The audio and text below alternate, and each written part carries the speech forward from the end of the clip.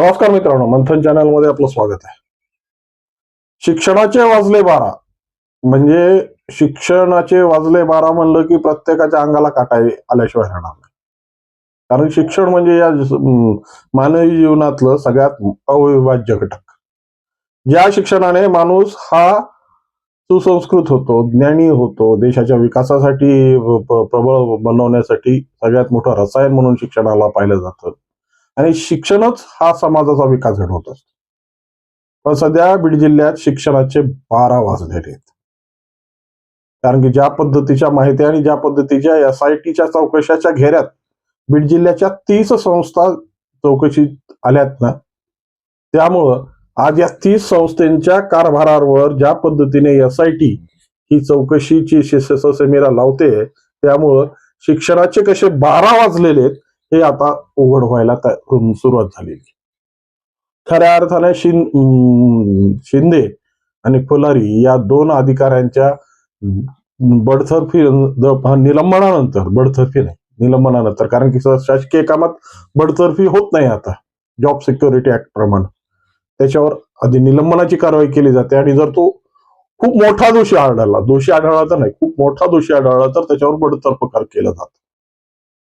तर आता सध्या दोन्ही हे अधिकारी भगवान फुलारी आणि शिंदे हे दोन्ही निलंबन झालेले आहेत आणि खऱ्या अर्थानं ज्या पद्धतीने शिक्षणाच्या विभागात यांनी भस्मासूर निर्माण केला आणि फक्त खाजगी शिक्षण संस्था नाही तर जिल्हा परिषदेच्या शिक्षकांची शिक्षण संस्थेची वाट लावलेली आहे.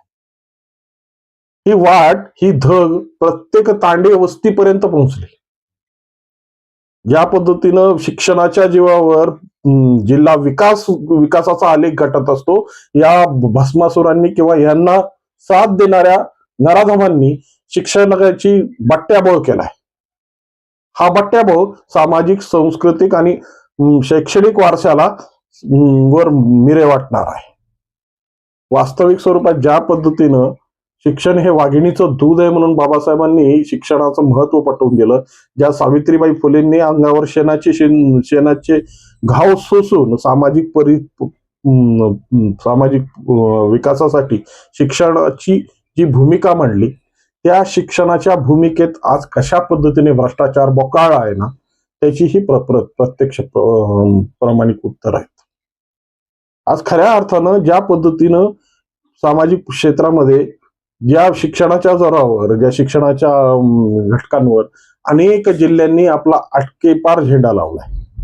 त्याच्यात लातूर असेल, अहिल्यानगर असेल, पुणे असेल, श्रीहरिकोटा असेल, अशा ठिकाणी आज शिक्षणाच्या गंगा वाहत आहेत. विद्यार्थ्यांचा विकास होण्यासाठी आपले प्रत्येक पालक आपल्या पाल्यांना या ठिकाणी शिक्षणासाठी पाठवत आहेत.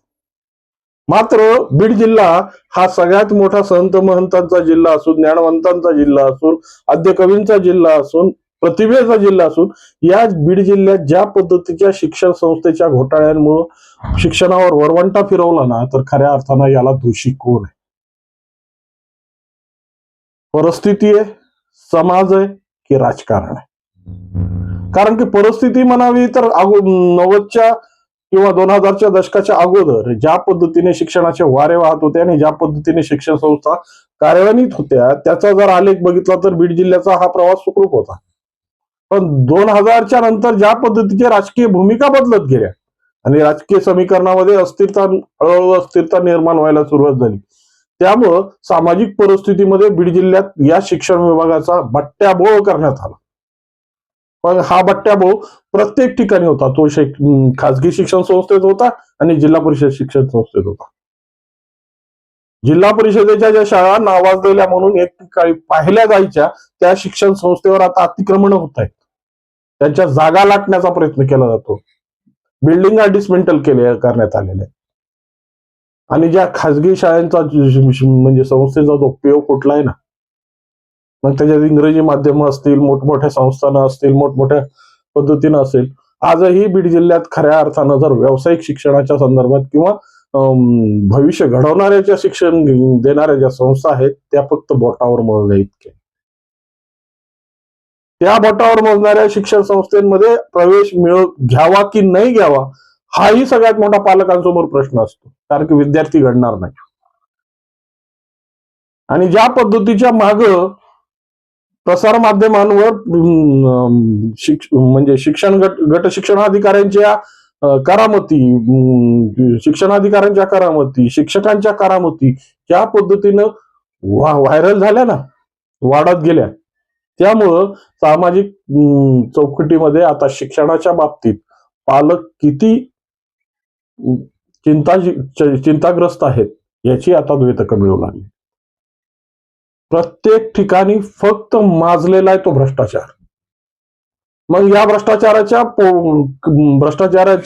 खळग्या भरण्यासाठी सदरील संस्था चालकांनी ती संस्था ज्या घेऱ्यात आल्या शिक्षणाच्या, या 30 संस्था ज्या शिक्षण महर्षींच्या आहेत, त्या महाविभूषकांच्या आहेत, त्या शिक्षण संस्था खऱ्या अर्थानं चौकशीच्या घेऱ्यात येऊन आज ज्या पद्धतीची भूमिका मांडण्यात येते ना, खऱ्या अर्थानं याची स्क्रुटनी चांगल्या पद्धतीने झाली पाहिजे. कारण की प्रत्येक गोष्ट ही ताऊन सुलाखून निघाल्यानंतरच त्याचा विकास होतो. आजही आम्ही 10वी ते फक्त ग्रॅज्युएशन पर्यंत शिक्षण आम्ही या बीड जिल्ह्यात देण्याचा प्रयोग आम्ही आतापर्यंत सुरू ठेवला होता. मोजके 2-4 कॉलेज आहेत की जे प्रयत्न करतायत की ज्या मोठ्या संस्था, पण त्यांचीही या राजकारणाकडून केलेली गळचेपी आजही या शिक्षण संस्था वाढवून न देण्यासाठी प्रेरक ठरते. आपल्या पत्तरावर कसा भात ओढायचा आणि शिक्षणाच्या बट्ट्याबोळावर कशी परिस्थिती निर्माण करायची, हे बीड जिल्ह्याच्या राजकारणाचं प्रमुख गमक आहे. मग कोणताही पक्ष असो, पक्षांना नाव ठेवून होणार नाही. प्रत्येक राजकीय कार्यकर्त्यांच्या मागे एकच सगळ्यात मोठी भूमिका आहे. आणि आज जवळपास सगळ्याच क्षेत्रामध्ये ज्या पद्धतीचा बीड जिल्ह्याचा वरवंटा फिरलाय ना, आणि ज्या पद्धतीनं हातघाईची परिस्थिती या बीड जिल्ह्यात येऊन ठेपलेली आहे, त्याच्यात आता या SIT मुळे या 30 संस्थेचा कळस, भ्रष्टाचाराचा कळस हा समोर उघडा पडणार आहे. आणि या कळसामुळे सामाजिक परिस्थिती कशा पद्धतीने द्वंद्वाला पेटणार आहे ना, आता येणारी परिस्थिती समोर ठरवेल. पण सध्या तरी समाजाच्या पटलावर शिक्षणाच्या बाबतीत 12 वाजवलेले आहेत. हे 12 कशा पद्धतीने परिस्थिती हातघाईला आणणार आहेत हे आता आम्हाला समोर स्पष्ट दिसतं. आज शिक्षण संस्थेच्या संदर्भातून कोणताही विषय काढला तर इथल्या शिक्षण संस्थेचं सगळ्यात मोठं गमक आहे की भ्रष्टाचार करा, कशा नाही ते अनैतिक मार्ग वापरा आणि आपल्या संस्थेचा विकास करा. तो विकास गुणात्मक नाहीये, संख्यात्मक नाहीये, तो फक्त भ्रष्टाचारी म्हणजे आकड्याचा भ्रष्टाचार.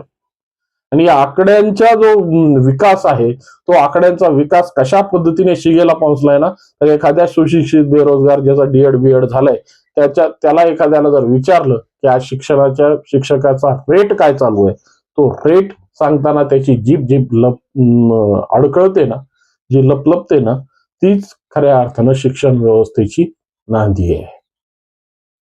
मुळात शिक्षण हे फक्त आता भ्रष्टाचाराची कुरणं बनलेली आहेत.